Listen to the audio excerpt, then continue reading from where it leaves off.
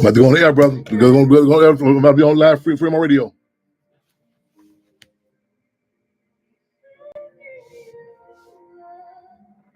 We get. Okay.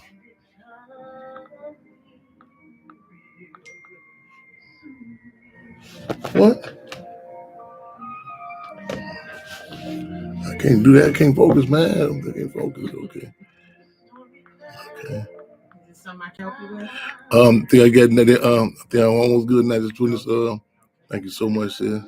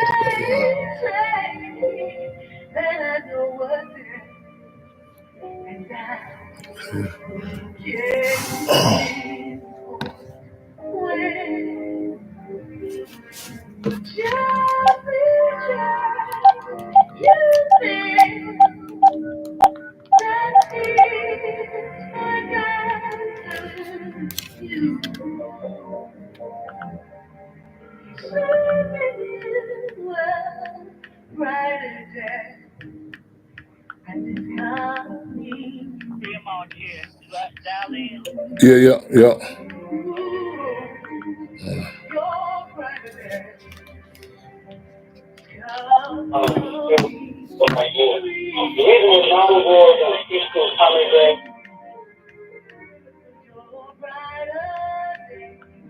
What's up?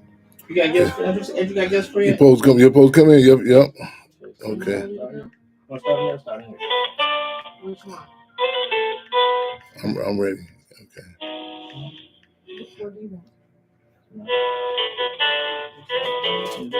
You can start him now. Yeah. I'm ready. Yeah. The only question I have is. The masses of the people, white and black, red, yellow, and brown, poor and vulnerable are suffering in this nation. This white man's work, they can't stop us. When your audience is coming, heads up, eyes open, fist clench, y'all. Let's get ready. Okay. Heads up, eyes open, fist clench. Y'all know this good is here.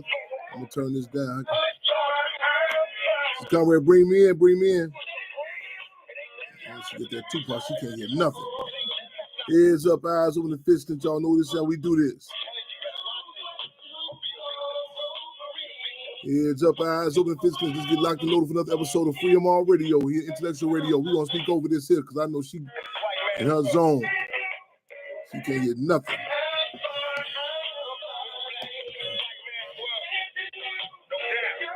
Okay. Y'all, let's get ready for another episode. Heads up, eyes on the fist clench. Y'all, let's do this again. I just commented. I was cracking on Sister Conrad on the board. I said, I know she can't hear nothing, boy. Park playing, boy. You talking about in the zone. Let's get locked and loaded for another episode of Freedom on Radio. Ain't heard nothing. I know it. We live in the record on Spirit of Making History, Taking History, and Taping History, y'all.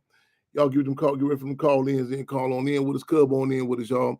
April 17th, 2024, live and direct, y'all. Take a pause for the calls. If you can, open those front doors, those back windows, and let them know, once again, it's on. Comes to you live and direct in the spirit of liberation, you dig? A program of the Black Panther Party, because in the spirit of the Black Panther Party newspaper, see, information is raw. The Black Panther Party stated, and we still relate to that. Information is raw material. Again, information is raw material for new ideas. Information is raw material for new ideas. You know what I'm saying? Real talk, y'all. All right, y'all. Y'all can put the word out that we live and direct, locked and loaded for another episode. Let's do what it do, y'all. I see people tapping in with us already. Just shout out Nita Kazan, free them up. 100 Suits in the building. Man, I gotta acknowledge the phenomenal panel we just had. Not panel. It's a new phenomenon. That's make sure I'm saying it correctly. The fireside chat. The fireside chat. It's kind of like a tweaking. It's kind of like a spirit, like the old barbershop talk. You know what I'm saying? Oh, forgive me, man. If you can't hear me, the brothers. Thank you, my sister. Give me the brother's name. Skill out of Detroit. 100 Suits in the building. Hill Harper. Y'all probably know him from the movie sets and the different TV shows, but he's a Senate candidate in Michigan right now. But that fireside chat, I don't know where you can find it at, but it was very informational. You know what I'm saying? The interaction with the people was phenomenal. So again, that was in Detroit. So Shawana, give a clenched fist salute. You know what I'm saying? Help, convening that and organizing. Matter of fact, I'm gonna shout out. I'm moving so fast. Shout out her respective organization, work that she's doing. So y'all can see, I'm saying, based in Detroit. But I just want to just say again, we honored and humbled to be here, y'all. In spirit of making history, taking history, and taping history. Got a lot to talk about, you dig? I kind of back and forth earlier today. We had a number of subjects, hot subjects, as always, to touch on. These are intense times. In fact, reference was reactionary times. There's a lot of revolutionary discussions, saying that's happening here. But we'll talk about a few things. I know yesterday there was a lot of discussion in regards to the $70 million, the vote that came up in Chicago City Council to pass the $70 million, additional $70 million to the migrant community. I want to struggle to have an objective analysis, you know what I'm saying? Talking a few things, because something I was going to talk about even this past week that came to my attention, where the Ground Zero site in Chicago, the site in which two of our twin towers failed, quote unquote failed, Chairman Fred and Amon Clark. The management company that's over that location now, and I'm gonna talk about that. We're gonna say, but I might have to go next week. But let people know they can call on in. As we say, the Panther Cub on in with us at 929-477-3785. Y'all forgive me, I'm moving and grooving. Y'all, I get my water stack. I don't like to do no commercials for these other jokes, but I need this coffee real quick. You know what I'm saying? It's been nonstop. We came straight in from Detroit again on Cloud Million. The interaction with the people is phenomenal, and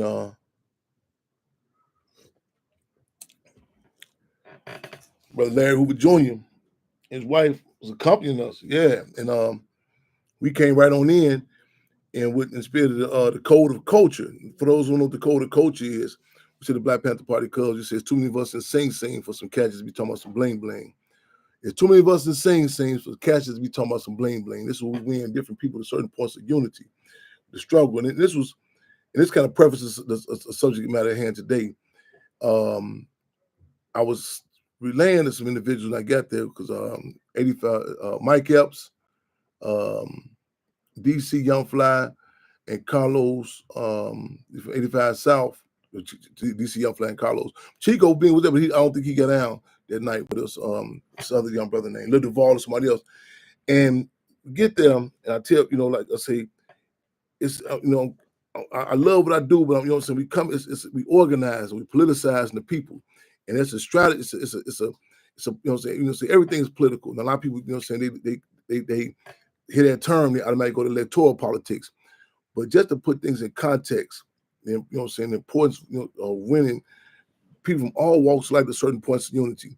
was Minister Huey P. Newton says that our people do not read as much as we like for them to read. So it's revolutionary. That's different than just being intellectual. You know what I'm saying? If you, out there on the ground organizing the people. We always having our ear to the ground trying to assess what's phenomenal. You know what I'm saying? And not so we can be in fashion and keep on the latest style, but in that fight for power. Because Minister Huey P. Newton had assessed that power is the ability to define phenomena and make it act in desired manner. Again, power is the ability to define phenomena and make it act in desired manner. What is phenomena? An unusual event that can be scientifically explained. To define that phenomena and make it act in desired manner. Some case in point, some case examples we can look at. The late great Reverend Nat Turner. You know what I'm saying? We put his ear to the ground. He said, "Well, man, the church is a phenomenon." And a lot of people say, "Well, it's not our initial religion. This is foreign to us." But it's organized as realists. You know what I'm saying? We as opposed to like engaging in a whole bunch of idealism, we relate to the real world. And one of the philosophical tools that we relate to is dialectical materialism.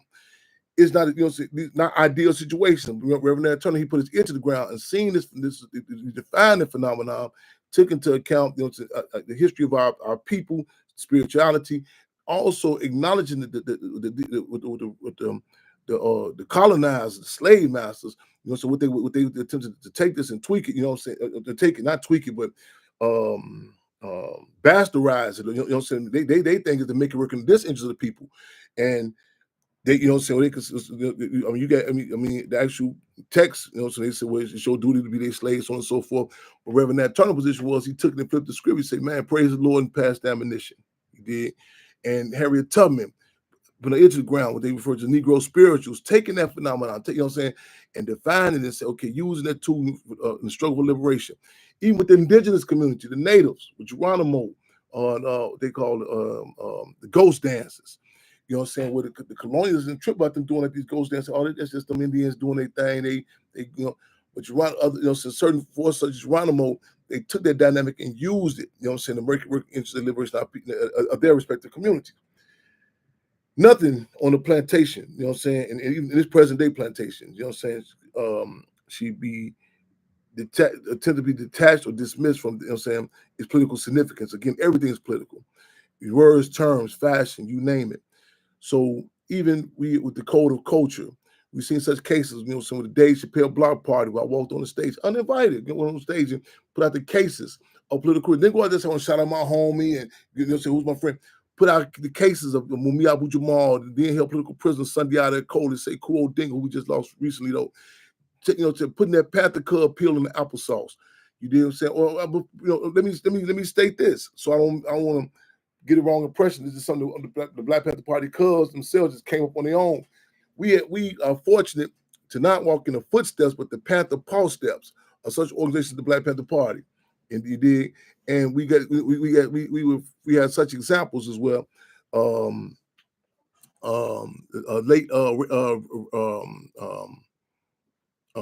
With James Brown, he had a whole different song planned initially.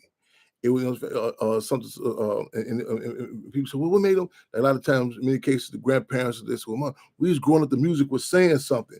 And a lot of times people just think that it just happened on its own volition or something just came out of the vacuum. But it was movements, it was representatives of our movements. They literally drove down on these cats, you know what I'm saying? I mean, cases such as present-day political prisoner, Imam Jamil Al-Amin, formerly known as H. Brown, literally drove down and said, man, you better go back in the studio with the garbage you're talking about. James Brown was supposed to go in there up there, and he came back out saying, I'm black and I'm proud. It was a revolutionary climate, not a reaction, a revolutionary climate. They did not permit him to pull it on in the Rocky movie with the red, white, blue drawers on to I Lived in America. It was a revolutionary climate where Marvin Gaye was able to go against Barry Gordy and the Italian gangsters who really pulled the strings over there. And someone put this song that was going on whether you like it or not. See, it impacted the music, the streets, everything. And it was clear that it impacted the athletes with Muhammad Ali. He aligned with the people. It wasn't a fight from the community to say, how can, we look up to them because the deal, streets make the music don't make the streets. Dog wag the tail don't wag the dog. You know what I'm saying? And and it was a climate, there was a clarity. And I was discussing this other day about, such forces as Nina Simone. She came in, you know what I'm saying? And it was arrogance there. Yeah. I know a lot of people don't like to hear that. Yeah. And because the deal is, and it's not hating or devaluing or subjective about the personality, the person as individual.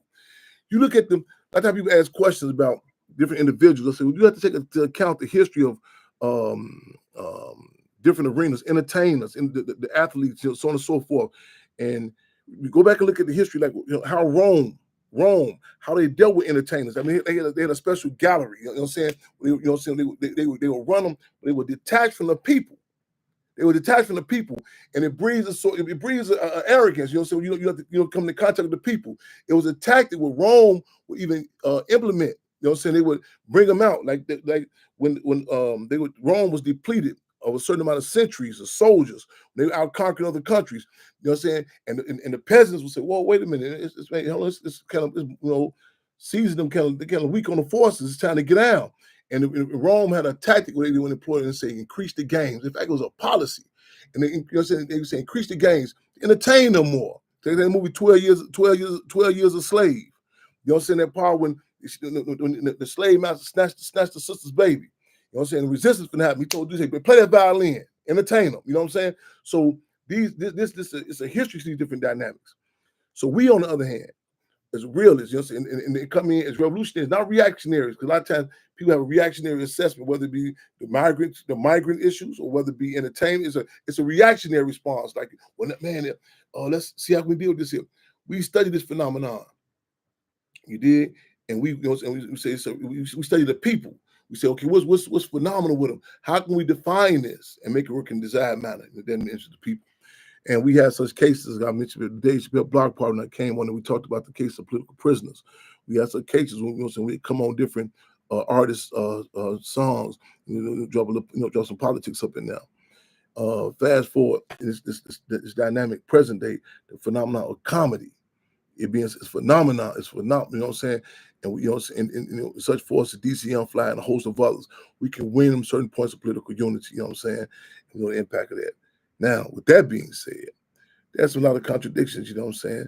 Just we talking about with the adult prisoners. The adult prisoners. Now, next week we're gonna go into more detail. We're gonna go into more detail talking about the latest decisions in regards to the solitary confinement. We're gonna be talking about that more in detail, the solitary confinement. So y'all be on the heads up for that.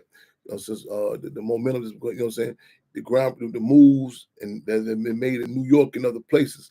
And for those who are not familiar with the term solitary confinement, in essence, it's like, the jail inside the jail. It's more intensified, it's more concentrated. So you already in prison, so now you inside a prison inside the prison. And human rights boards or advocates, for quite some time have acknowledged, the inhumaneness. In fact, there are rules like you can't keep a dog or pet in a cage a certain amount of time. They'll be to see you. You know what I'm saying? There's regulations. Like, you can't. Like, a lot of people been seeing in Chicago this winter. They keep you leaving dogs in the wintertime, so on and so forth. So long they come to see you. So these are just when it comes to prisoners in this country. That's, what I'm saying. There's been a challenge, a battle, challenging that. So this one gets some ground being gained in regards to that challenge. Cook County Jail, the largest county jail in the country. In fact, we just had this past April 12th, acknowledging will be the 4th year after the death of Nicholas Lee.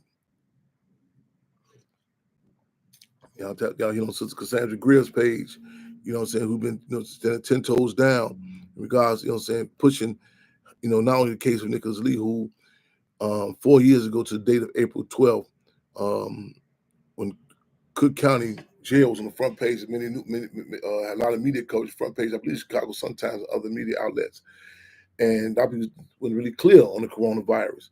And she was talking to her, to her then husband, then giving blow by blow how you see him, the deteriorating of other prisoners. And I think he was the third one that succumbed to the lack of health care under the tenure of Sheriff Tom Dart. And it's been nonstop. So that was April 12th. We acknowledged that. And we talk about the women. It's a lot of countries, like even the women in Cook County Jail, the terrorism they subjected to. Like we talk about some of the cases where it's been documented 17-year-old sisters have been forced to rinse out their sanitary napkins for reuse. You know what I'm saying? We talk about places like Pontiac, where prisoners got to go on visits with black net mask over their face, rubber grill over the mouthpiece, stuff that you would think like, say, oh, that's an Abu Ghraib Baghdad, that's Nazi Germany, so that can't be happening right here. You did talk about contradictions, such as like, how there are prisoners in Illinois who have been dead over an excess of 10, 15 years. But the state still got them on count. They're still getting paid for them because no accountability. And that's ICE will birth the One Prisoner, One Contact campaign, which in essence says at any given time, everyone in the outside community should be able to give us a status check on some respective prisoner. If they're alive, where they at? What's their segregation status? Are they under the threat of being transferred? What have you? Because one of the things that the Fuhrer of Nazi Germany, Adolf Hitler, has stated that his initial victims in the gas chamber was ones who did not receive any mail. We live in the record spirit of making history, taking history, and taping history, y'all. Y'all again, took a quick pause for the calls, tap in, share this, let people know, tap on in with us, y'all. Hey, on a day in the building, Free 'em All in the building. Come right there and see y'all in the building. Y'all can't let them know we locked and loaded on Free 'em All Radio. You dig? I want to shout out also a couple of people. Make sure our technology, we're working our technology game up in a minute.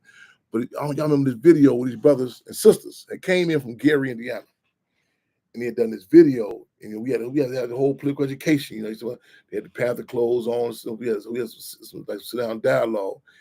And in fact, ironically, it was on the birthday of the Black Panther Party, I think 2 years ago to this date. Yeah, 3 years, October 15th. I shouldn't say that day because I know I should know that day by memory by now. But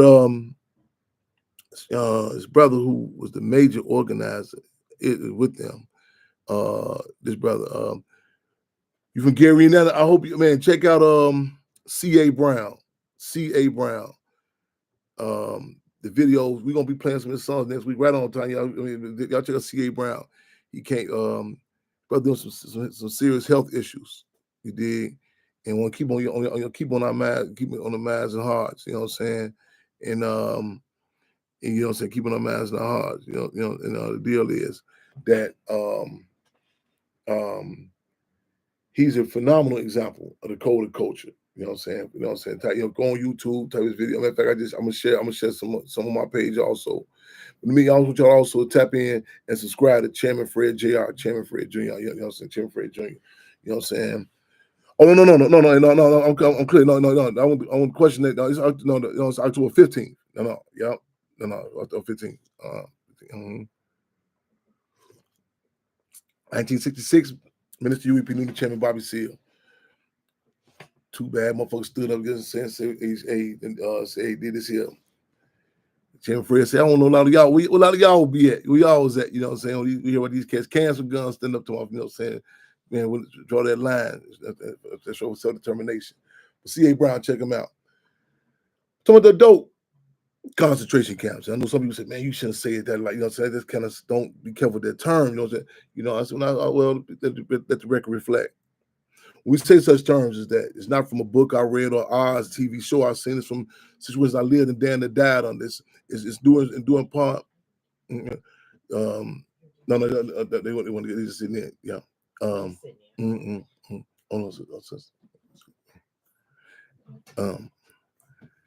This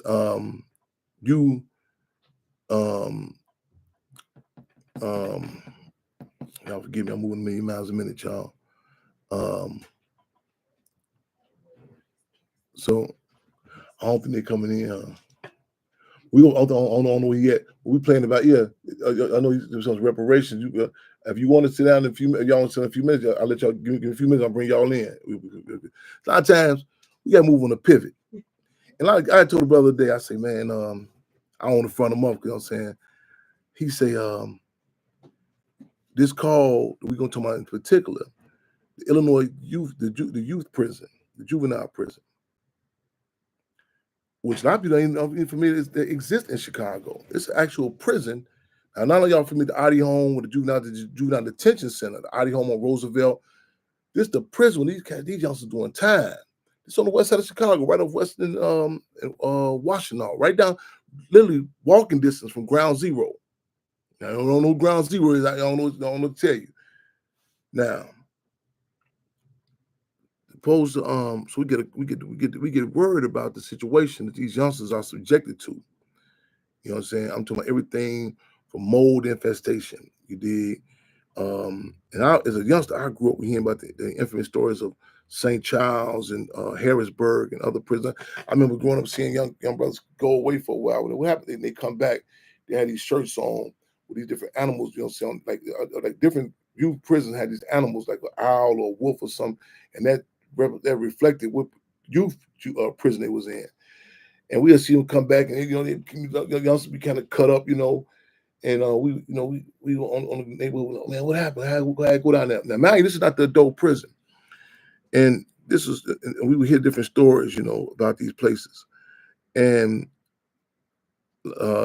fast forward to recent, the situation is going on in Harrisburg. We got cases where young brothers have been beat with and the white guards have been, like literally tore their braids out of their hair. And we got cases right here. I mentioned about the mold infestation. I mentioned also disciplinary infractions and repercussions on a lot of these youngsters who are locked up. Cases with youngsters 14 years old to 17 haven't received no visit, and they saying that they use this as a visitation. It's some sort of disciplinary, you know, infraction. And you know, and I don't think I know it's I'm not know it's not by happenstance. See, the different ages, like, you know, saying the certain dynamics, you know, hit us. It impacts us for life. And a lot of times we think we come in, you know, a lot of you see individuals, a lot of people, most people have a reactionary assessment. They see you see people walking and driving, you think like, okay, this is you know, saying, but the damage that's been, especially in our community, we don't have the luxury of getting on the Dr. Phil couch or sitting down going to a therapist. In many cases, our therapy may consist of, you know, saying the local liquor store, the dope house, you know what I'm saying, or you know, overindulging, not to sound sacrilegious, or religion, with as a, you know what I'm saying, because it's being oppressed is embarrassing.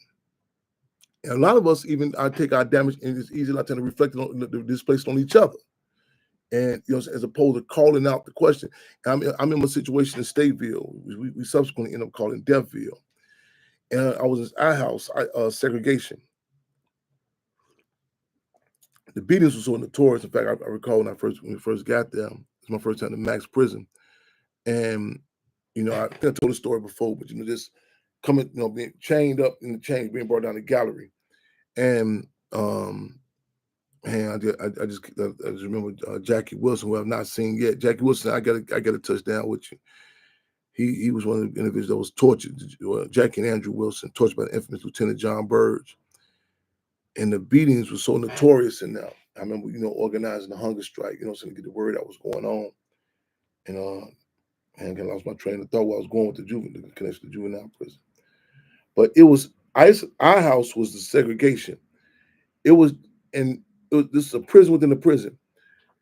When people from our house segregation went on visits, they would tell other prisoners, and they're like, man, that ain't happening. I said, no, I'm not telling you what I heard. I'm telling you, I'm in there. It's going down. They opened up, they call it the chuck hole.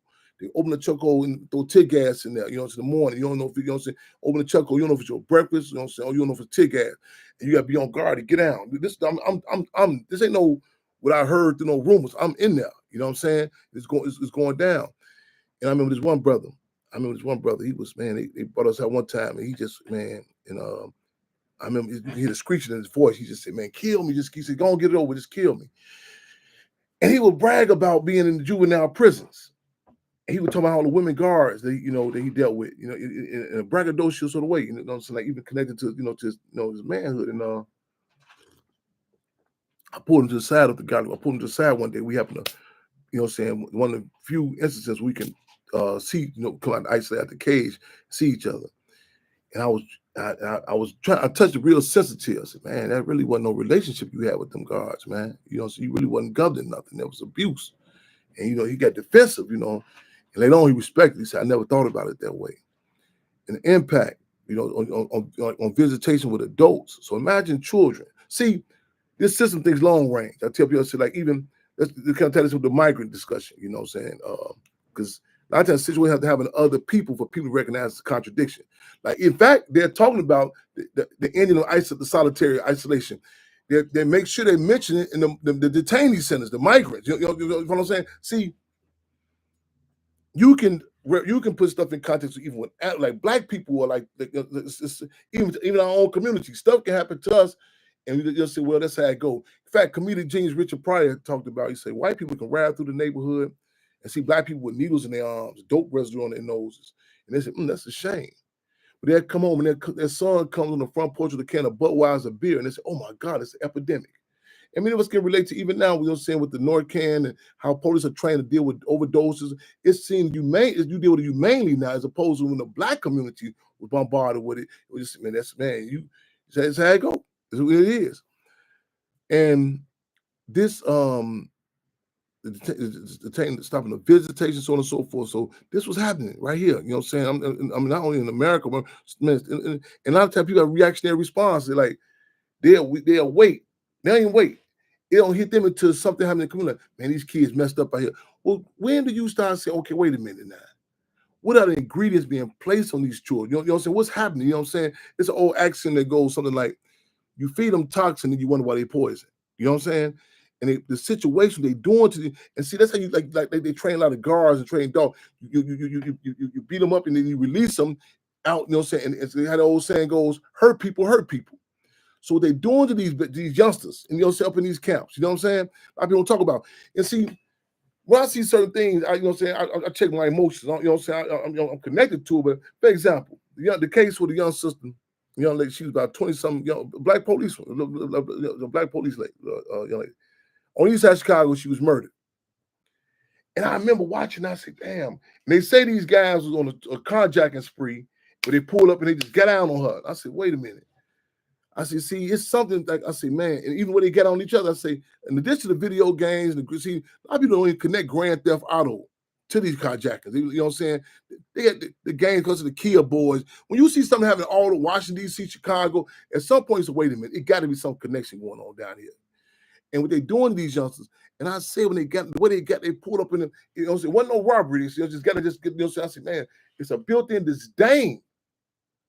You know what I'm saying? See, like a lot of these kids think it's a civil war between black men and black women. Like for real. When they hear the word ops, they tell them, oh, you talking about dudes, guys, and vice versa.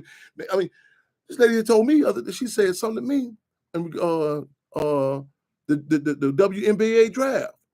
She was trying to ask me about the contradictions about the pay that the NBA get, you know what I'm saying, as opposed to WNBA, you know what I'm saying? I said, hold on, what you driving on me for? I said, I'm a black man. I ain't no white man making no decision about this here. But you know what I'm saying? And she had to check herself, you know what I'm saying? So you ain't clear on the race, you know what I'm saying? We real is not racist. You ain't clear on that, everything else is gonna be moot. You know what I'm saying? So back to this dynamic, back to the situation. That young lady with the police who got murdered, both of the guys who had the case just got released out of this prison I'm talking about on the west side. Both of them.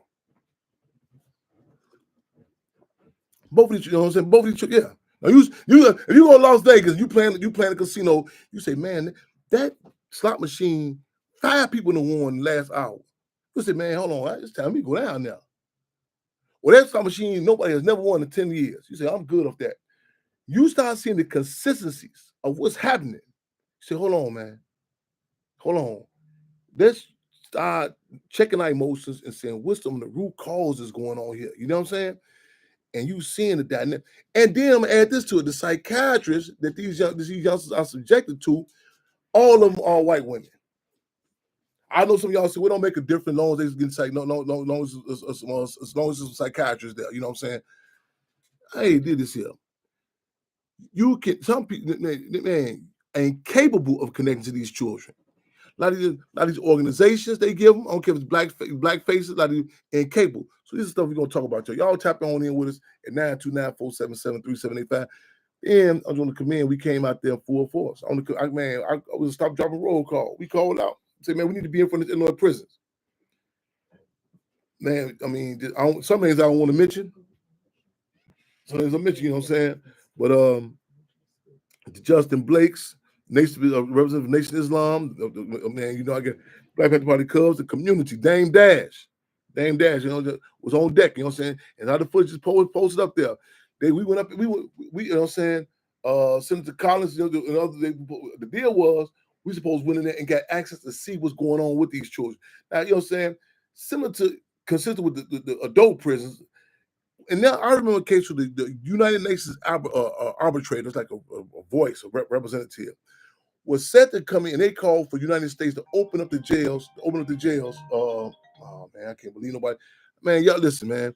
Calling me at Wednesday between 6:30 and 8:30, and I walk them to Sunday service, you know what I'm saying? Ask the preacher, you know what I'm saying? Man, I know y'all can't hear me now. I know I lost my volume on here, didn't I? Let me know, y'all. See, call on 6:30, 8:30 Wednesday. It's like that scene in that what's it about Detroit? Black Mafia family. Where dude walked up in the church service with the dog. The man, you know, to the church. Man, let me know if y'all can hear me now. I know I lost my volume. Is my volume still there? Can y'all hear me? I know when you call, that's the volume of the Instagram. I know. Tell me, can y'all hear Instagram?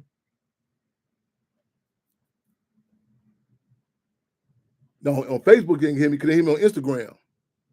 I know because Facebook, they call on the phone and that's the Instagram thing. I don't ask for much. This be like my sanity. You know what I'm saying? Oh, you can hear me? Okay, good. That's all. Listen, if this die, I die. If DMX say if I don't fly, I'm going to die anyway. Man, to give a political analysis. So Wednesday, 6:30, 8:30, man, click in on me. You know what I'm saying? And I posted another interview tonight. I'm hesitant to do it because my body, my mind even be like on shutdown after 8:30. You know what I'm saying? But before they locked us in the thing, the interlock. You know what I'm saying? But I mean, it was a lot of. Again, I just want to commend all those forces. And Dame Dash said something. You know, he says an entertainer. You know, in that field to take your field and come out there and bring attention to this shit. You know, because I know a lot of people. He gonna chairman Fred. Yeah, of course he gonna say something wrong with the system. You know what I'm saying? He always doing. But so you need those different dynamics at certain points of unity. Y'all, you know what I'm saying? We live in the radio. Y'all feel free to call in with us, y'all, 929-477-3785 and press 1 to get in with us, y'all. We're going to be telling y'all, keeping y'all updated. And I get this down to science. I called a couple of people that morning. I put on Facebook, we go and check on these youngsters who being abused in humane treatment in the prison right off West out West. I knew it. One brother say, man, I'm on deck. The other cat, what they do? What time? What you know what I'm saying? What's they sign? Is they Capricorns, Virgo? I said, well, I know this. I know who was gonna do what. You know what I'm saying? And the deal is, I said, you hear they go down the palace downtown. Them Palestinians, don't be no flies, no man, automatically. Like birds know to go south. You know what I'm saying? Something happened with their community, stick and move. You know what I'm saying? And that dynamic, I say, man, it's certain discussions we can't even have. It's humbling, it's embarrassing. They'll destabilize us to a point. You know what I'm saying? I'm telling you, they messing over these youngsters in the juvenile prison. And so, Castle, well, what happened? What time? You know, how they gonna blah blah blah? What they do? All this. I says, man, listen, all this we call it sidetracking of the slave. When they be Rodney King, was he speeding or not? See, this here. The Andy got to be up to a position that was taken some years back in Detroit when the police had beat this guy named Malice Green, beat him to death. Then the police came out and said, well, we're going to get back to y'all. He was half cocaine. The community said, we don't give a fuck if he's half heroin. Don't convict them police to see how we get out. The case of Dexter Reeves getting a lot of cases right here in Chicago too, y'all. We just out there. And also Resident Clay, I'll invite them to call in, family, call in. Because I tell people, I say, I'll be like, a lot of these cases, I'll be like, man, I need the people support. And I use that case of Cassandra Grissom. I mean, I remember this ran past Cook County Jail. She about 4 feet something. She's short, little short sister. Big old poster, you know what I'm saying? Nicholas Lee, you know what I'm saying? I mean, in the cold coronavirus, they tell you on news, don't come outside, the world from the end tomorrow. We need the people. You know what I'm saying? I tell you, I can fight. We can fight for you, fight with you. You know, so we need your energy, need your input. Y'all tap in with us. I'm gonna bring somebody in with us now because this is the last minute call. This we're talking about. I got a call from another brother, Kenneth. We're gonna set up something next week. We wanted to do a break. I just want to meet each other. But since our other guests didn't come in, if y'all want to tap in, sit in with us, tell what y'all got going on. It's a hot discussion that's happening. That's been happening for quite some time. But you know what I'm saying? But this is something else. I tell people have a reactionary assessment on reparations. Oh, just give me some money. But it's deeper than that, though, y'all. So who gonna sit in? Miranda, She told me. okay. We're gonna work it out then. What we gonna do? Thank you. Mm-hmm. Yeah, okay. That's the main cover Internet Radio, but I'm gonna turn on the stuff around for y'all too, though. Y'all introduce yourself, and you know what I'm saying, what we got going on here. I know I pulled y'all this wasn't planned, but sometimes we gotta move on a pivot. Mm-hmm. Yeah. Okay. No. Okay. And y'all don't blog to radio, they can hear y'all on here also. So I'll be Okay. moving. So we're gonna Okay. you gonna kick it? Yeah, I'm gonna start All off. right. I'm gonna start off. I talk in the They can camera, hear you good. Yep. Okay. Brothers and sisters, my name is James McCoy. I'm also known as Afro Elite on YouTube and other social media platforms. That's my activist name. I speak on reparations and Black empowerment throughout the nation, especially in the city of Chicago. Right on. Welcome, Fremont Radio. Listen, I'm just so happy to be here. Thank you so much, Chairman, for having us on. So my name is Miranda Alexandria, and there is two things I got going on. So first, I am the co-chairwoman of the Chicago chapter of NCOBRA, the National Coalition of Blacks for Reparations in America. Yeah. And I also have an Instagram and TikTok platform called Queen AF USA. Hence, my crown being on. Okay, You know what okay. I'm saying? And basically that is a platform that is aimed towards reparations Yeah. and putting reparations out there in the mainstream. Right on. Yes, sir. Y'all make sure y'all get their handles on their social media. Make sure y'all get that. Matter of fact, somebody can retype it, repost it. Give us for those who just who may not be familiar with the struggle for reparations. In layman's terms, what it means, some of the contradictions, like what other, because a lot of people, may say, well, we'll give somebody the thought that this one owes us something, and can I put in context, like what other communities have received reparations, and basically, what is like the root word repair? Well, y'all always want to know answers. I'm leaving up for y'all if y'all can. Okay.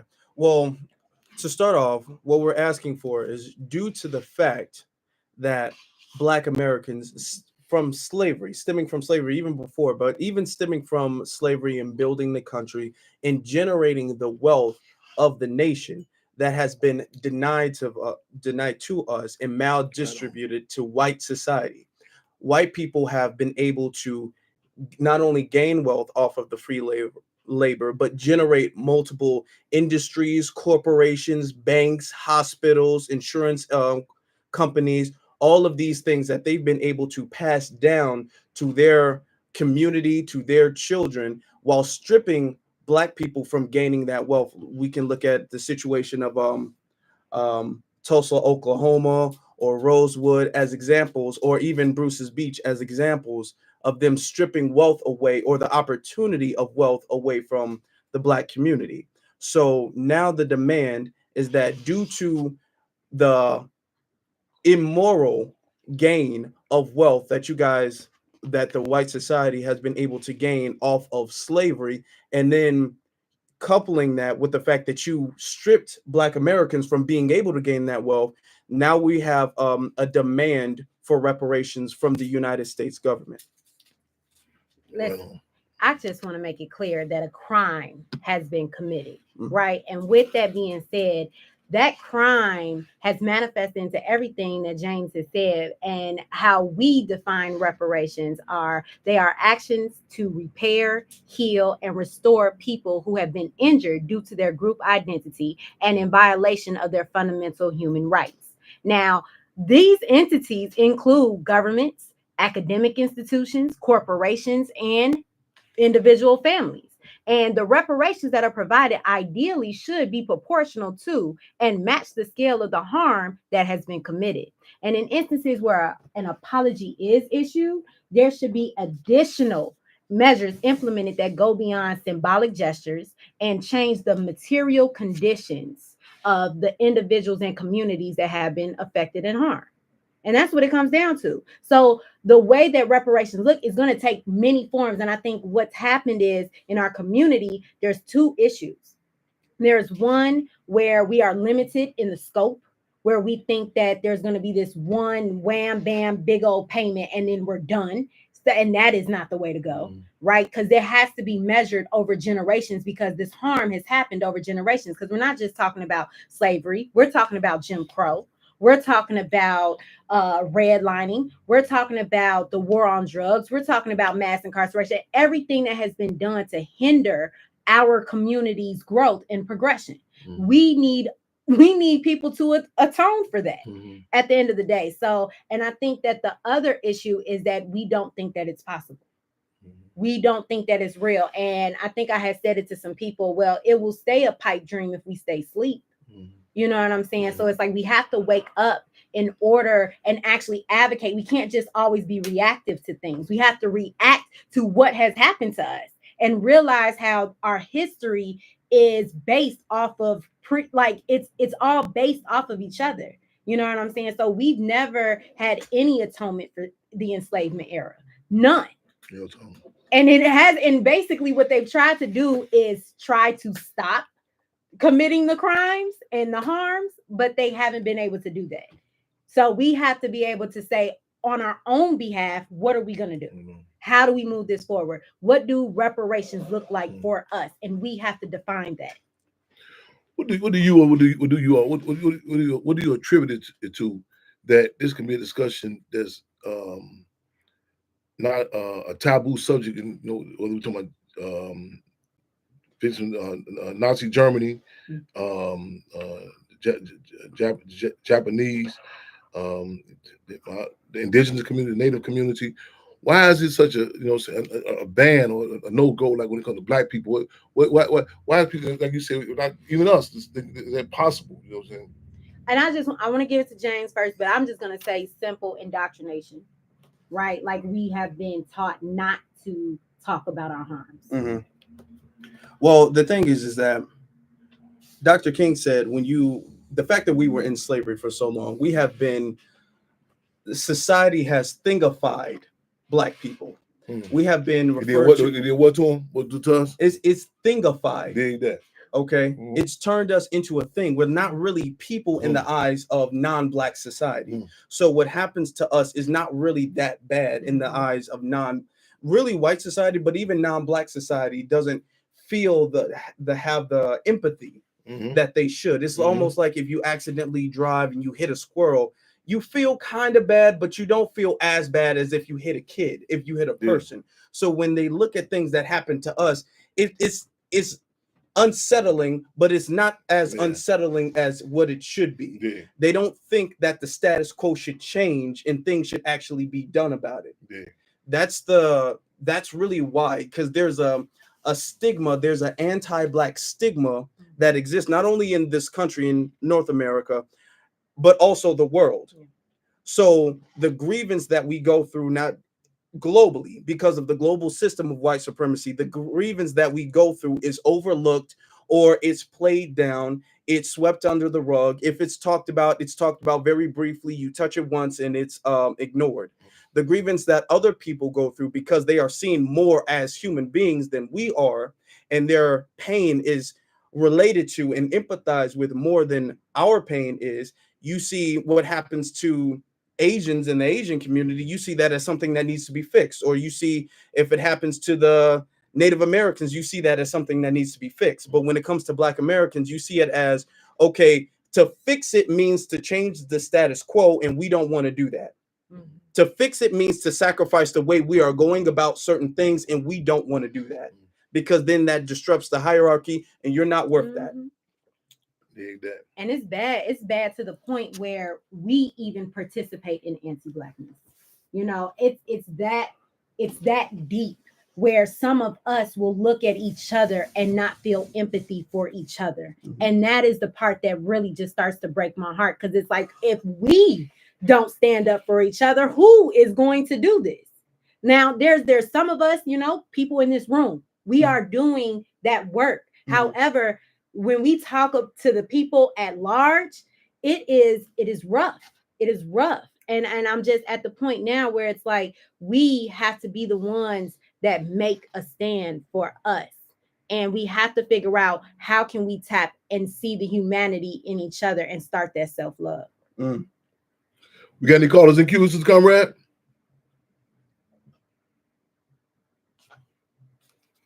Free- If you like to come into queue, please press 1. That's 929-477-3785 and press 1. Let me ask this. Being our situation, you know what I'm saying, probably other colonized community, other people, but in particular our situation, is how can it be how can we word this to make sure that so we don't get the impression that this was a crime that happened, these are crimes that occurred in the past, like it's still going down. So in a way, like how can we make sure to say, okay, like we still getting reparations now, you know what I'm saying, but still acknowledging that this ongoing attacks that's happening with us. Okay, we have to acknowledge the fact that discrimination, anti-Black racism is still a current day major issue. When we have these conversations, we talk about these conversations as if racism is a thing of the past. It ended in the 1960s and you guys got your civil rights, so you shouldn't have anything to complain about. There shouldn't be any reason to complain because you guys have the right to vote or whatever the case is. When you look at situations, modern day situations, the modern day unemployment, I know for a fact Wells Fargo had fake interviews where they had, specifically Wells Fargo, I know that for a fact, had fake interviews where they were supposed to be having hiring Black people. But the thing is that they actually weren't doing that. They had already filled the job in. They were just giving Black people the interviews for the job. It was a lawsuit like 2 or 3 years ago. They were giving people interviews for the job so they can say, hey, we gave them an interview, but they weren't qualified. The NFL has faced a lawsuit for doing that. There's also been another lawsuit because there was a Black family who tried to sell their house and their house was appraised for less money than they thought it was going to be. So they switched it out and they put a white family in the same house, took the pictures down and everything, and then had the house reappraised. No improvements on the house, nothing changed in the community. And when the appraisers thought the white family owned the house, they were willing to offer more money for the house. These are modern day issues. These are modern day economic issues that still hold back Black America. So it's not just what happened during slavery or Reconstruction. It's not just what happened during the Civil Rights Movement. This stuff is still happening today. Y'all mentioned earlier, y'all mentioned Tulsa. What's the Rosewood.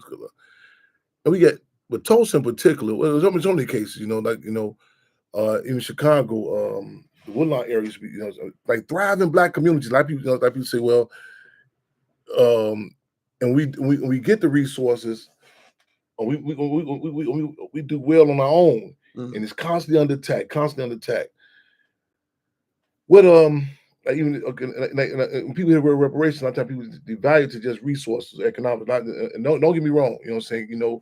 Cats got to eat and cats need heat, so we need resources.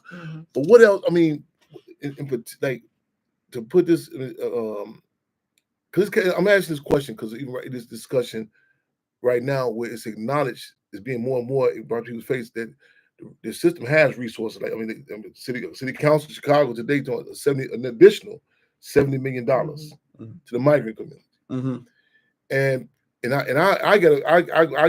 gonna hold my take the next week about how even in particular with us, we've got to be put inclusive with the conversation of economics. You know what I'm saying? So what else in addition? I mean, are we saying just money, or what else was inclusive with the conversation?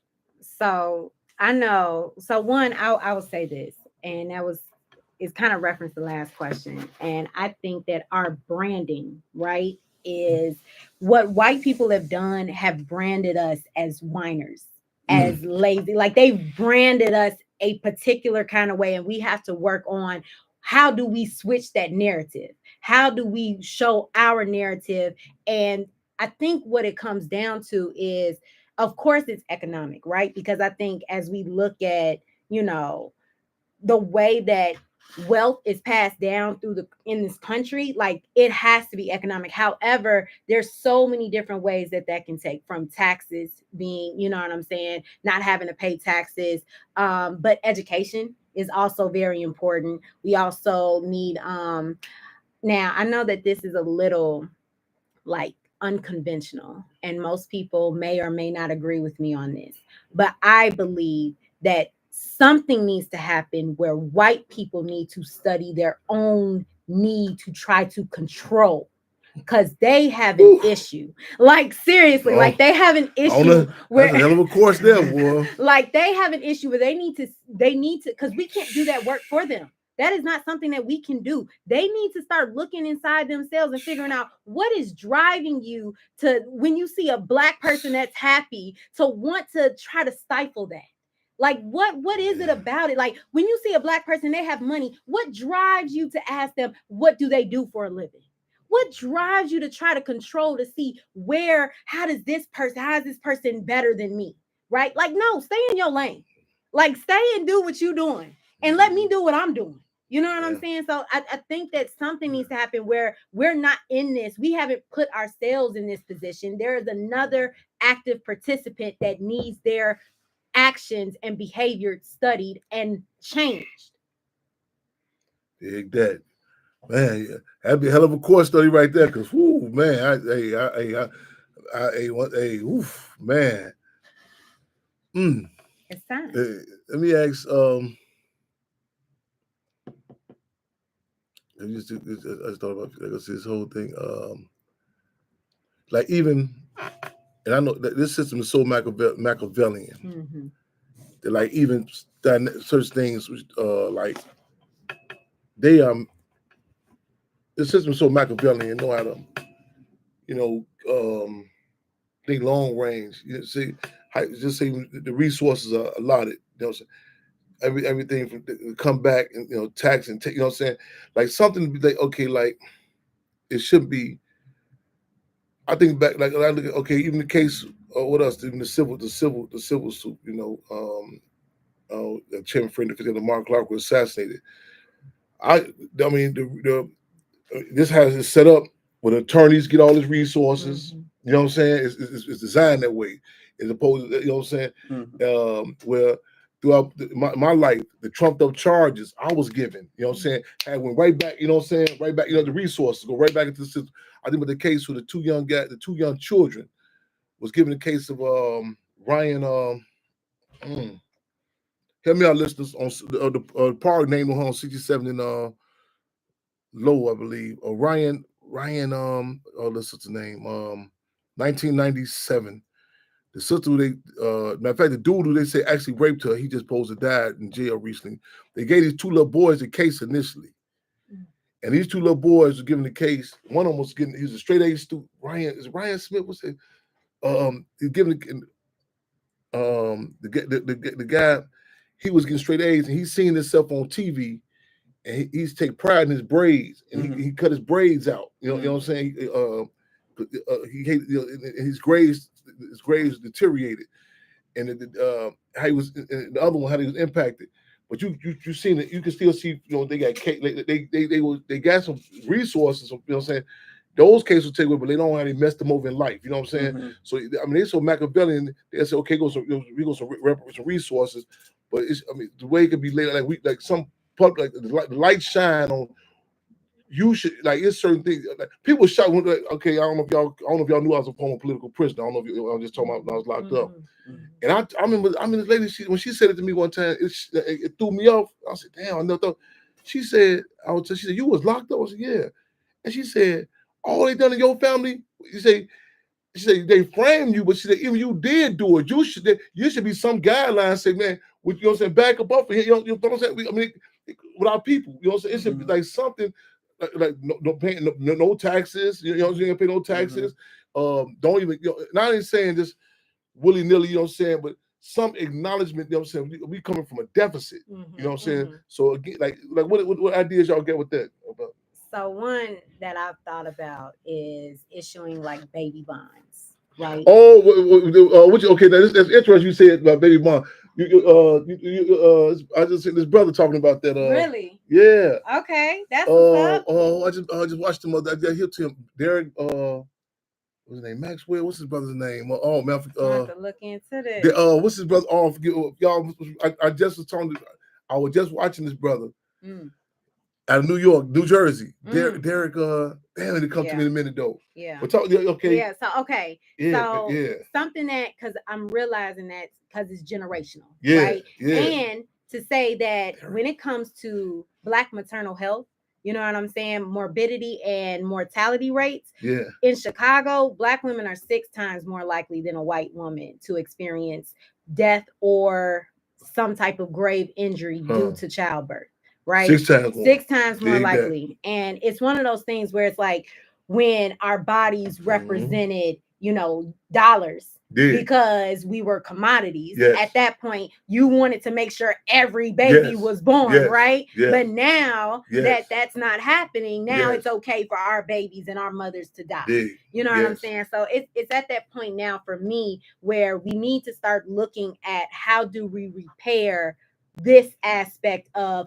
when we come into the world. Mhm. How do we have some type of like a fighting chance upon this child being born? Our children should have all the chances in the world to be able to basically make it just as much as somebody who's born on the north side Yeah. or in the suburbs. Like we need to be able to kind of say, okay, how do we look at reparations, in my opinion, from the aspect of not only birth, childhood, adulthood, teenage, adolescence, Yes. and elders, right? So it has to be like when enslavement ended, we were all ages when Yeah. that happened. So it affected all of No us doubt. very differently. So we have to look at reparations in the same type of way. Like, how is it going to affect our seniors? How is it going to affect the adults, the adolescents, the children, and the babies? So these become the way we start to think about these ideas and how do we create them into policy? How do we make them into policy? So then that way we can start finding the funds to say, okay, every descendant baby that is born now has XYZ bond, right? A baby bond that's going to mature. And then by the time they reach a certain age, right? Yes. They are able to access those funds to figure out what they're going to invest in their future. How are they going to invest in their future? That's just one, Yes. right? That's Yes. just one. Because Yes. that's the thing, it's going to take No doubt.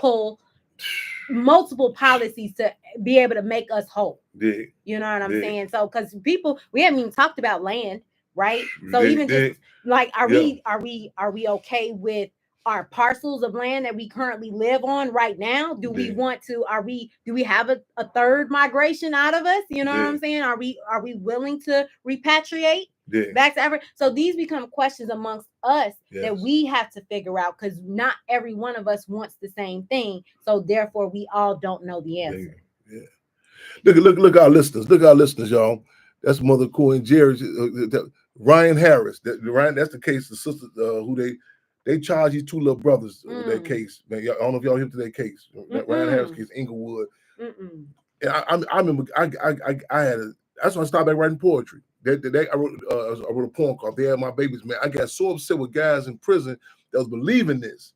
They said the girls found, I hate to be graphic, but they were saying some sperm that was on her, and these are the brothers they framed. They were incapable of even, you know what I'm saying? They were so young, and the police that quote unquote this Columbo that solved the case, he was he was notorious. He was solving all these cases with these children. You know what I'm saying? All these little 10, 9, 9-year-old boys. You know what I'm saying?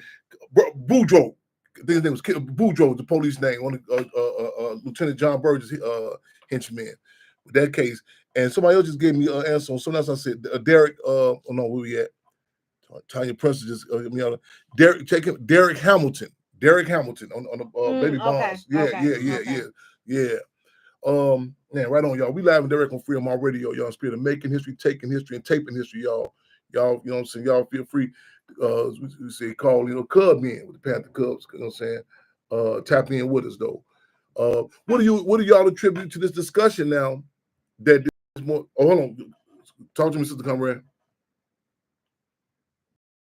We have a call in queue. Well, welcome, caller. Welcome, Freedom All Radio. Brother Anton, Fremont. Chairman Fred and the sister and brother. I just happy to hear that this conversation is happening, because one of the things that happened is this system when it seemed like when we get close to something, or we at an important point, they start putting resources and putting whatever the modern COINTELPRO would be today into it. And one of the things, the way that they have been splintering people of African descent to stay away from the reparations discussion current day has been interesting to me. You have people now saying that the slave trade never happened. African people. Yeah.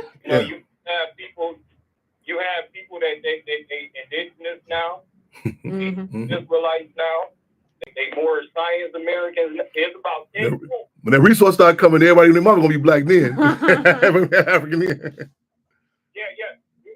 And that's what I said. I don't know. I tuned in late, but it sounded like the sister was reasoning from a book by a brother, Dr. William Darity, and his wife wrote a book called From Here to Equality. And I think in that book they lay out probably the most comprehensive reparations program to date. And one of the criteria that they had for their reparations program is that you have to have classified yourself as Black, African American, Negro, or something within the last 10 years to qualify for the reparations program to come in effect. So dig that. All of those people that have dropped out the race, Yes. they won't be able to come in later on the program. But I would recommend that book From Here to Equality by Dr. William Darity and his wife. Hold on. Say it again, so somebody on our, so they can type it in.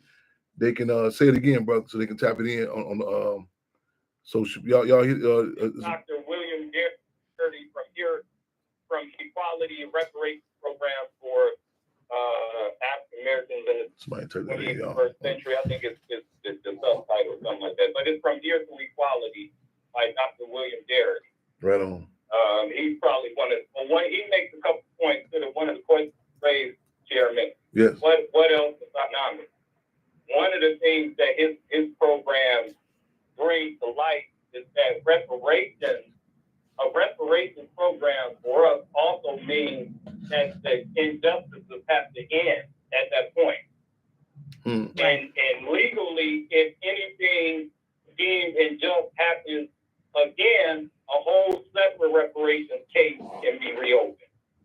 And so, like, as I heard you say, if reparations was given out, you would have to acknowledge the harm first. Yep. Which hasn't really been done. Right. And in the book, the brother uses the analogy that Malcolm used with the knife. Yeah. Being in 9 inches and being pulled out, and reparations addresses when the knife is pulled out and the wound is healed. And that's the part that's not economic, but economics symbolizes that. And that's another point you hear people saying, well, it's no amount of money that can make up for all of it. We can try. We can figure something out. We can begin the process. And to say we can't do nothing because it's such an astronomical number to come up with, or an astronomical strategy to come up with. And I say that's why I give thanks for this conversation, because as long as we know it's not a matter if, but how and when. Right on. Thank you for your call, brother.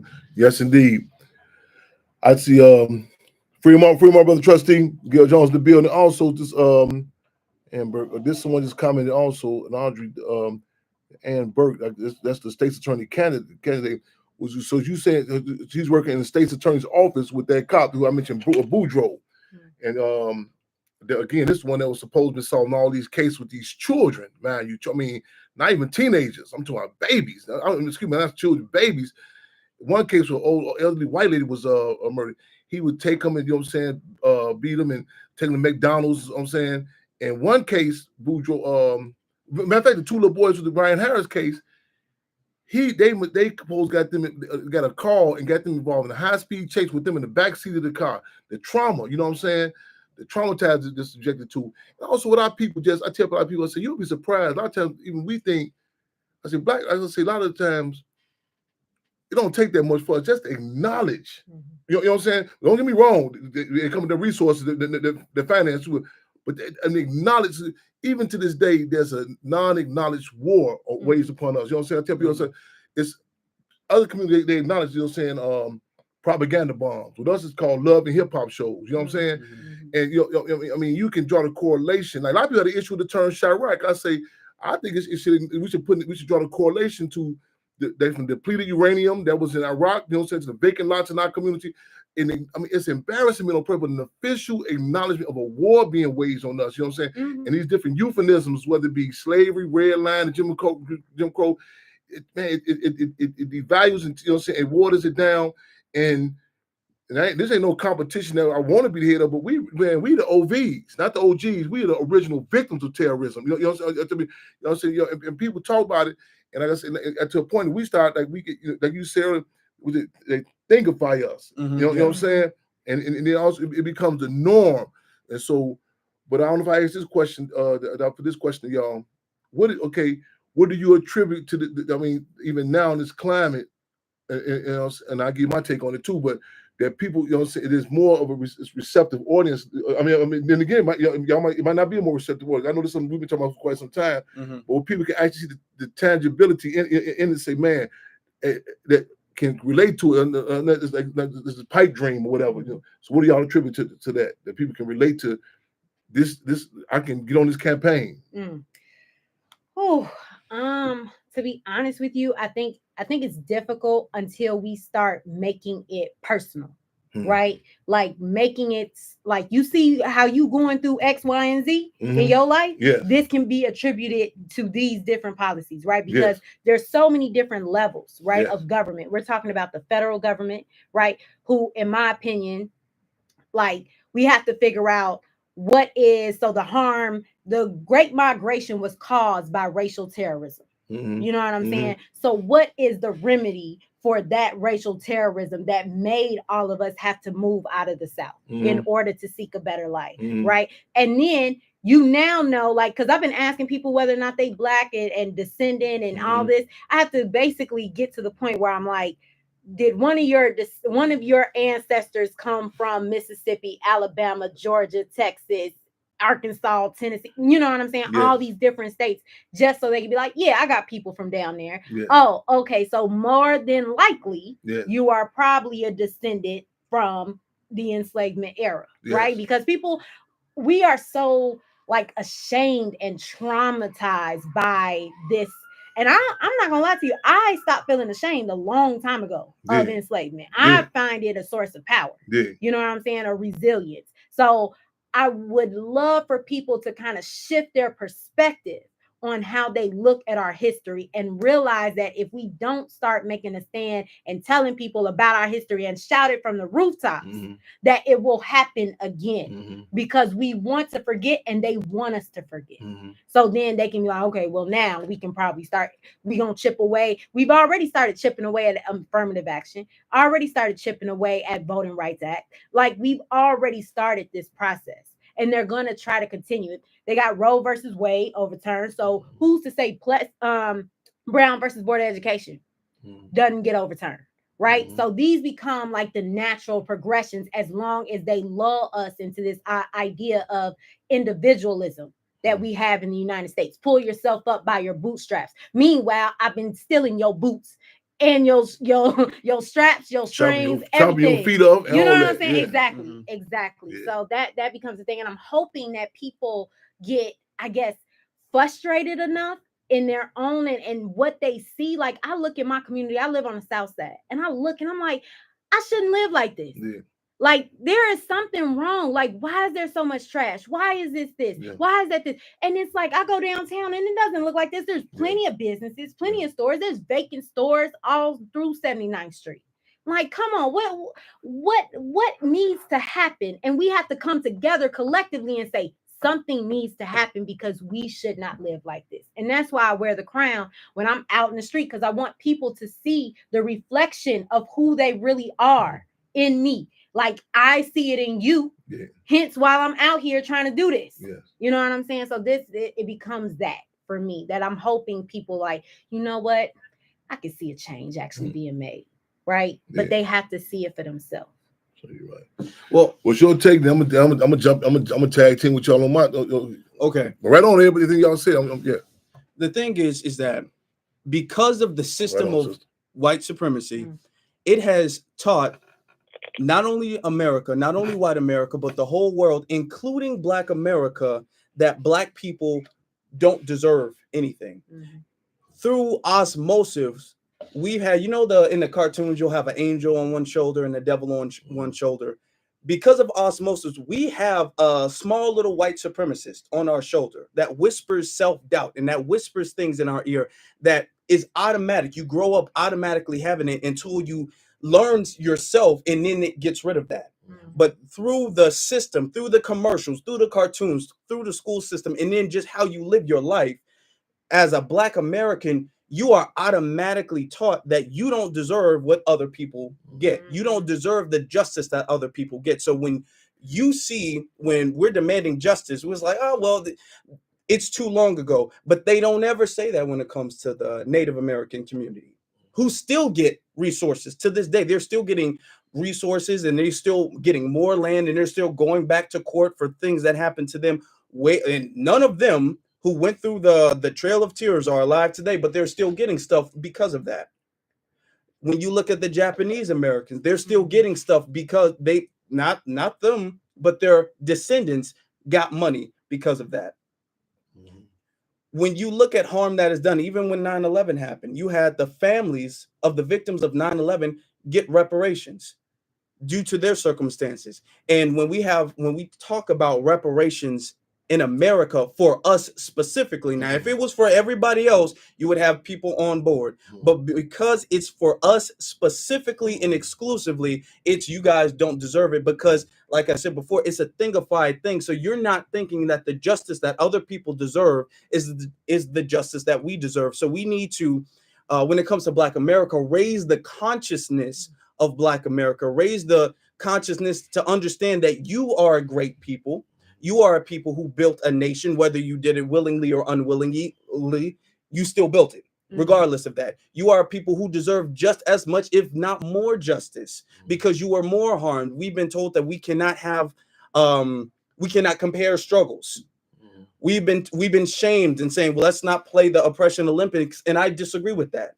When you go to the hospital, if somebody was shot in the chest and somebody fell off the bike, the doctor is going to see the person who was shot in the chest over the person who fell off the bike. This isn't to undermine what other people go through, but we are always taking a back seat. We're always getting to the back of the line. Every time there's another struggle, we have to get to the back of the line, and everybody else's struggles, which I'm not trying to dismiss, but I am trying to say, when you compare the two, their struggles are not as serious.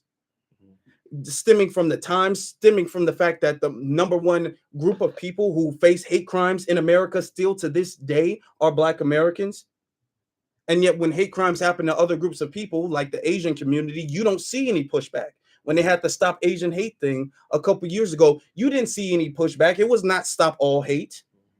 But then when we're talking about us getting shot by the police, well, white people get shot by the police too. So what are you complaining about? We need to raise the consciousness of that. I say, people say it's not feasible, but it is feasible for everybody else. So them making the argument that it's not feasible is just saying we don't want to do it, because nobody really believes that it's not feasible. Nobody really believes that if we pay reparations that's coming out of my taxes and I'm going to be broke, because they didn't believe that with Native Americans. They didn't believe that with Japanese Americans. They didn't believe that with 9/11 victims. They didn't believe that with COVID. None of these things. They don't believe that with any of these circumstances. Even the migrants coming over here. Okay, whatever happened to them in their own countries, as bad as that was, it did not happen in America. And they're getting resources from America for something that happened outside of America. And yet we're talking about resources that we made. We have to own up to the fact that we made this country. We have to own up to the fact that there would be no resources here if we did not make this country. If Crispus Attucks was the first person to die in the Revolutionary War, we had to, as Black Americans, had to fight in the Revolutionary War and the Civil War, because they would have lost both those. And in every war since, we're not looking at this like, can you guys help us out? We need to look at this as if it is a debt that is owed, whether to the richest or the poorest Black folk who can trace their lineage. back to slavery, it's a debt that is owed, and we need to raise the social consciousness of that. Right on. I think on the add on too. Also, in regards to with African people, like putting in context, something you just said also, just like, I mean, this old action goes, how the land stolen from the red man, built by the black man and woman, and red man and red woman, and it heightens a contradiction. You gotta, revise everything. How like white people had the whole narrative. They got what they got because they worked hard, so on and so forth. Yes. And certain dynamics you can say, okay, let us you can blemish like a blemish, but this is acknowledging black people, African people, and it's like a cornerstone. You get to say now we got to rearrange the whole building, everything we done taught each other, we done say and laid down. And I'm saying to say that it's we got to seize the time, because sad reality. But the reality is that a lot of times, like you look back through our struggles, we have to jump, like when certain discussions are happening, whether it be like during the 60s, you know what I'm saying? I mean, the whole dynamics, like the ruling class, the U.S. has said one of the biggest mistakes was showing footage from Vietnam, but people were able to relate to what a political prisoners was, or even being colonized. In fact, when this UEP drew the correlation from the occupying army, from the troops in Vietnam to the occupying army in Detroit and Chicago, people said, damn. And one of the enslaved on plantation with Patrick Henry, when he overheard him saying, "Give me liberty, give me death" during the American Revolution, he said, "Shit, that's some stuff I should be relating to." And this is a time right now where people are seeing was open discussion, acknowledging, certain communities with the resource of being allotted, and a lot of times, whether it be affirmative action, what have you, we get it's that question. It get real vague and ambiguous with it, and it's not. They hit us with this whole slander, you being racist, just by saying the black community. I recall the campaign that the Black Panther Party Cubs, and we still pushing it. This was post September 11th, 2001. The AAT bill, the African Anti-Terrorism Bill, and which addresses the terrorism that I'm gonna go to City Hall and people shook up. Councilman Charles Barron, who's a member of the Black Panther Party, he was online with it. It addressed the terrorism that African people are subjected to. You know what I'm saying? Everything from the fentanyl, not fentanyl, but then the Percocet, the chemical biological warfare being waged on our people, as opposed to Cook County Jail, concentration camp, not police brutality, police terrorism, as opposed to a gentrification, land grab, putting in that context. You know what I'm saying? And I remember these students on the line, and they were saying, well, somebody said, won't you change the name? You know what I'm saying? As opposed, I say, ironically, you look at even sometimes to our detriment. Black, we come from the cloth with Sheikh Anta Diop talked about. We work in harmony with other other nationality. You know what I'm saying? You go to the Black Panther Party Free Breakfast Program. It's other children from different nationalities eating that too though. So you like in this discussion we talk about the trees, the whales, other nationalities. Us, we don't never, you know what I'm saying? It's crazy because they tell us, oh, we don't just say black people. You know what I'm saying? In other communities, you know what I'm saying? You check our track record. You know what I'm saying? In some cases, it's our detriment. We'd be like, getting, so really, and it's sad to say because sometimes you got to ease that conversation in, even to our people. I tell you, it's like, don't say that word. You know what I'm saying? Don't just identify that. And but we really got to seize the time. Like I said, it's a hell of a time. With certain it's a climate, even though it's reactionary period, you know what I'm saying? And we're talking about the dynamics of Trump and other ingredients. It's a climate where the emperor has no clothes on. So you're seeing in the discussion now, people opening Gaza, Palestine, Israel. You know what I'm saying? Even a lot of people know what's been going on in Congo, Haiti. You know what I'm saying? So so we got to really kick the dough in right now. Yeah.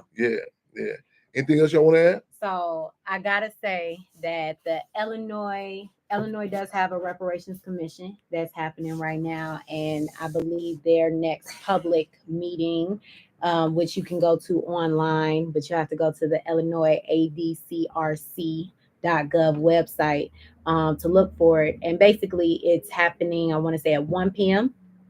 on Friday. So that's happening. Yep, this upcoming Friday, they're having their commission. I'm glad we didn't wait till next week to have y'all on. I'm glad we did seize the time. Yeah. So somebody type that in, y'all. Okay, so we can repost that. That's this Friday. Yep, this Friday, the Illinois African Descent Citizens Reparations Commission. And we are having the Conrad Worrell and Encova Chicago is having another reparations lunch and learn on May 2nd at the Discover Center, which is also the old Target on 87th Street. I got to make sure people know that it's the old Target. So that is something that we are doing so we can have people come in and understand and learn more about reparations as well. So you're right. We live on the record on Fremont Radio on Spirit of Making History, Taking History, Taping History. So, Conrad, we got any callers in queue?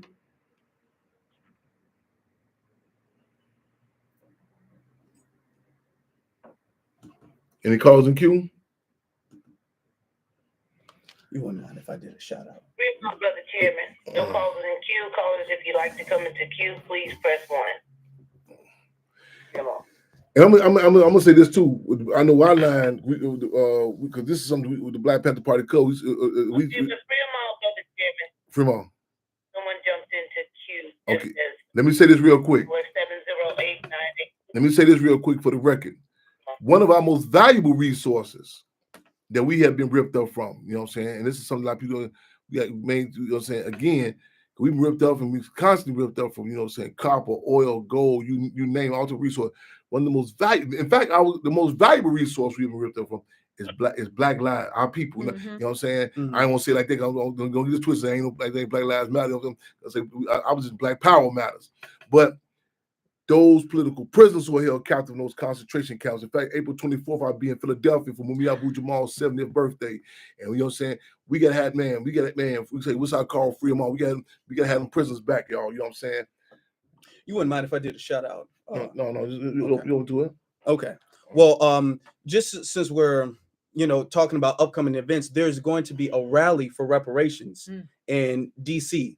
Tariq Nasheed is going to be hosting it. I'm going to be there. I'm going to be speaking. It's going to be a huge, massive event, June 15th.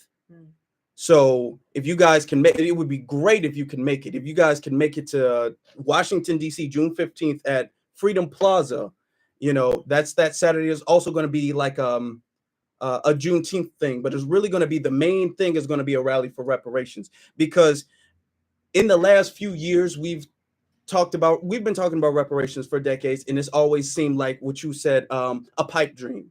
And it hasn't been until recently where the situation of reparations, the conversation of reparations has been taken super serious to the point where even political candidates are giving their stance, whether they agree or disagree, they're at least acknowledging the fact that this is an issue. California, whether you agree or disagree with how that turned out, California did have a task force to at least show you that the situation has gotten so severe to the point where they have to acknowledge it.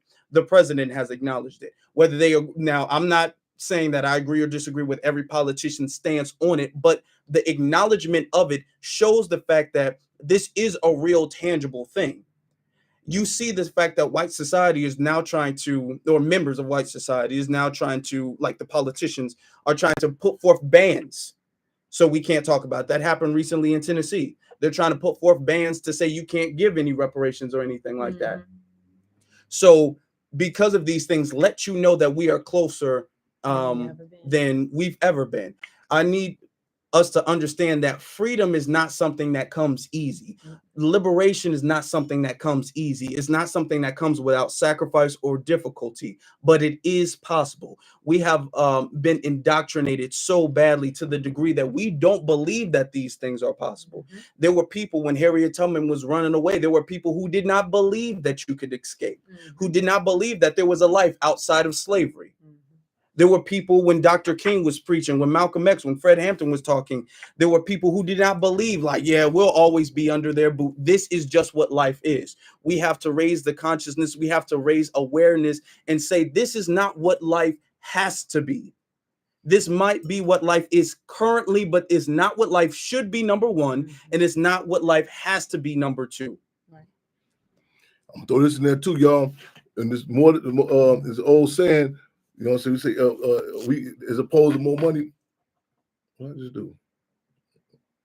Well, okay, more money, more problem. We say more progress, more problems. So y'all know, you think you get hectic to get grandmama's funeral. You know what I'm saying? When Kathy the back and forth and backbiting, and grandmama supposed left me this and that. That's the thought of discussion reparation. I'm telling you, hey, listen, I remember 34. I mean, I don't tell how old I am though. You know what I'm saying?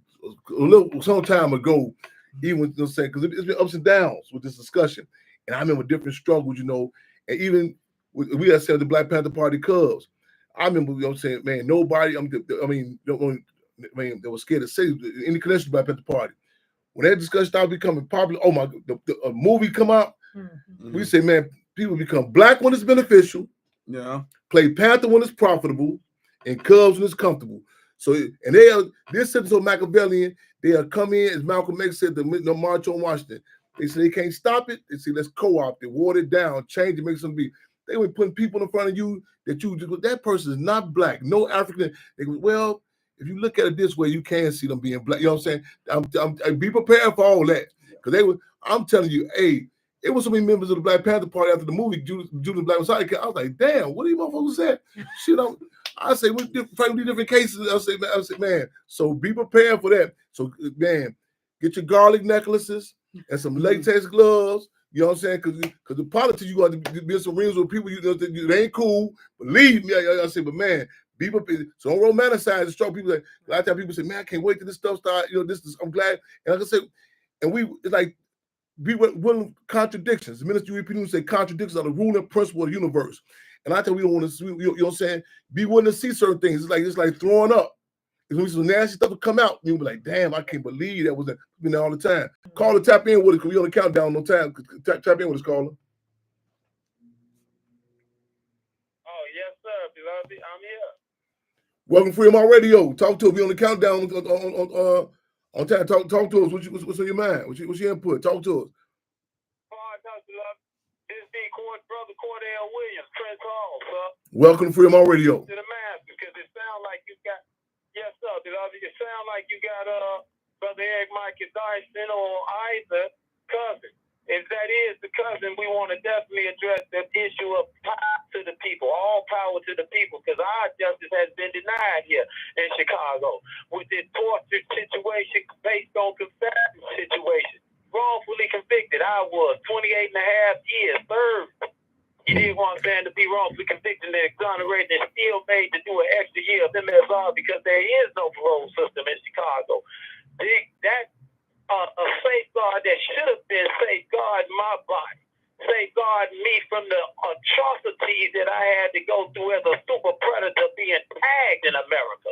So when we talk about what's going on in our people, in our towns, from city to city, ghetto to ghetto across America, we all feeling the pain because our people, pain and suffering has come and been here.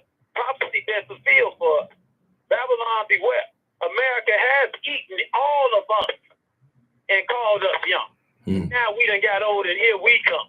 Back again, son, not to sun anyone, but to rise and illuminate in the sky. Because the sky is the limit. And we ain't holding ourselves down or back. We got to lift ourselves to show. Because ain't no doubt reparations are due. They'll give us our 40 acres in a mule, but that mule gonna cost because it got to come from you. Not you, but learn to earn. Put a lesson in front of any lesson law. As if you gotta take a law. But understand where you coming from, man. So you're right. Man, get to stand and understand what's happening here, right here in America, in Chicago, from Rumpart into every heart. Beating hard across America because our people feel that pain and every queen mother understand again and again and again because too many of us is dying in this fucking streets of Chicago, of Rumpart, into California. Feel your pain, brother. That's great work that them brothers doing down there, freeing everybody down there that got a mindset to be free because we talking about a state of being and we all in different states across America.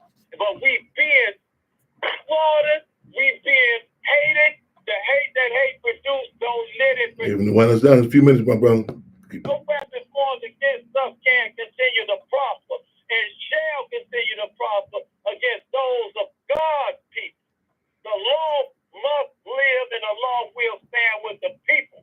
That's for sure. Right on. We got these. We're gonna close. I'm not gonna close. And ain't no doubt we got the resources because we got Cub Man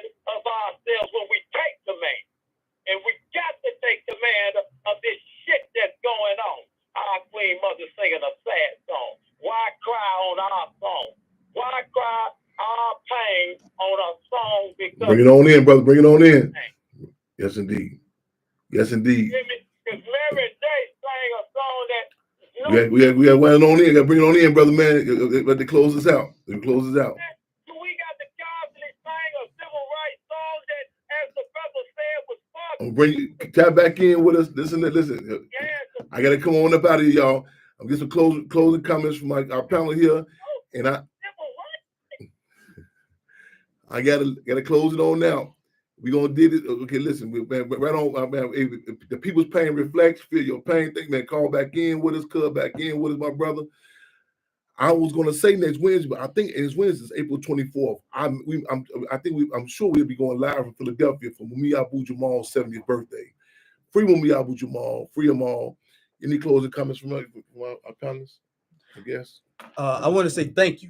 Thank you so much for having us. You didn't have to, but you did, and I think this was a very beneficial conversation. The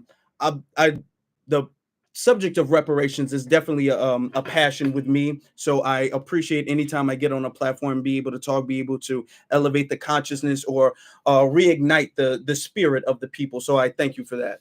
Thank y'all for coming in. Now, I just want to say thank you so much, Chairman. Like, you don't even know. Like, this has just made my whole week. You know what I'm saying? And all I can say is when you get down to Philadelphia, make sure you shout out my NCOBRA Philly co-chairs, Rashawn and Bree. They doing their work in, you know what I'm saying, in NCOBRA and the reparations movement down there as well. Tamika, what is it at the movement rally? Listen, I'm gonna let them know and Right make on. sure everybody follow it, Queen AF USA, so you can get that information about the meetings that are coming up, and so you can go ahead and attend.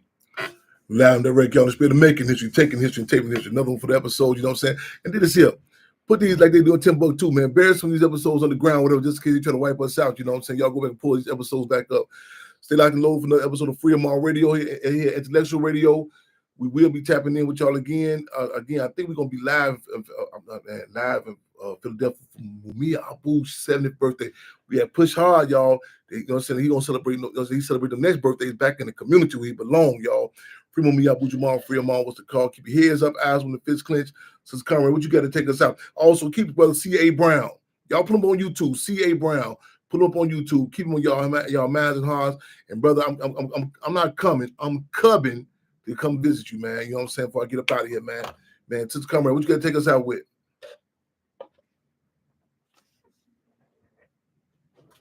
Welcome to America, where you can drink all as you can breathe. You can be the motherfucking president, United States, or get murdered right on these streets. Welcome to America. My pop gave me the